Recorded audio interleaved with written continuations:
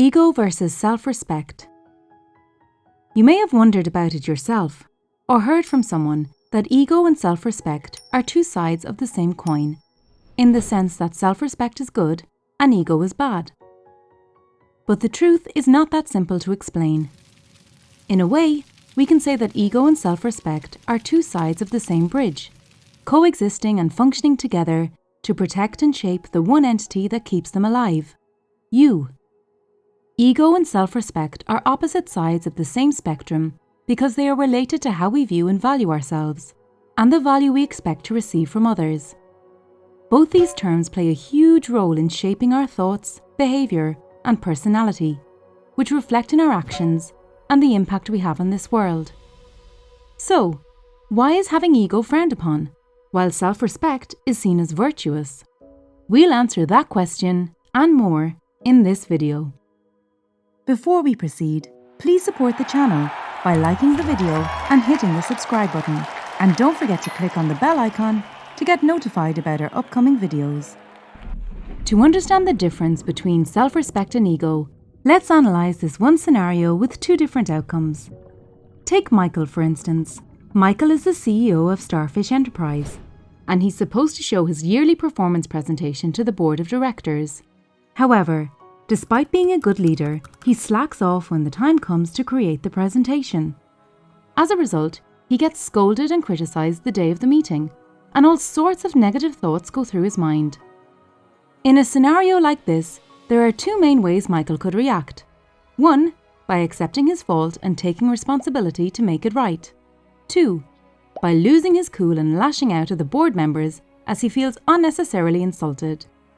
Which response do you think would be triggered by his ego rather than self-respect? If your answer is number 2, then you're right. Psychologists often define ego as an attachment to oneself that goes beyond the ordinary. This over-attachment gives you a heightened sense of pride and makes you sensitive to even the minutest criticism.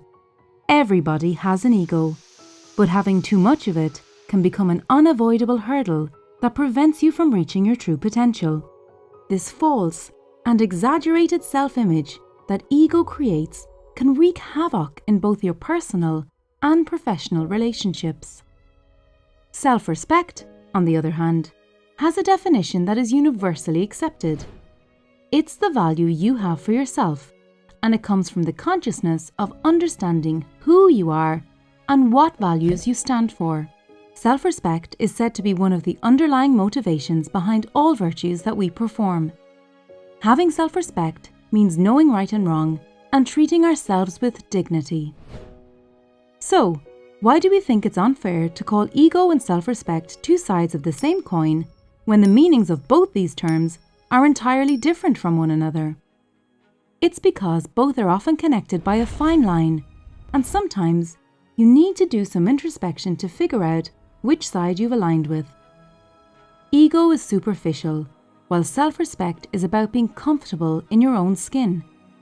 Ego makes you seek validation of others to be happy, while self-respect makes you depend on yourself.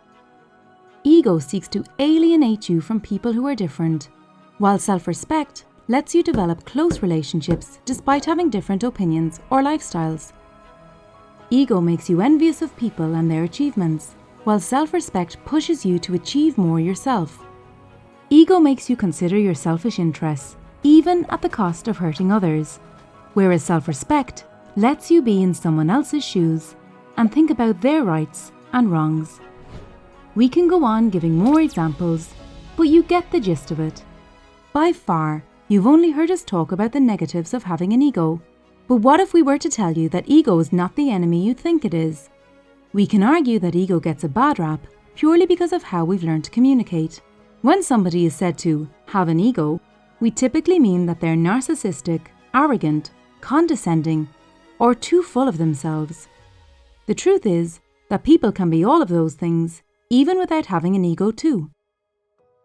Many leaders have the opinion that the ego can be our greatest strength and greatest weakness. It can help us reach new heights and make us fall. We believe that the key to a good life is balance, so rather than trying to eliminate ego, we should accept and foster it in a way that can increase our self-confidence and do things that make the world a better place. So, what's your opinion on the self-respect versus ego debate? Let us know by commenting below.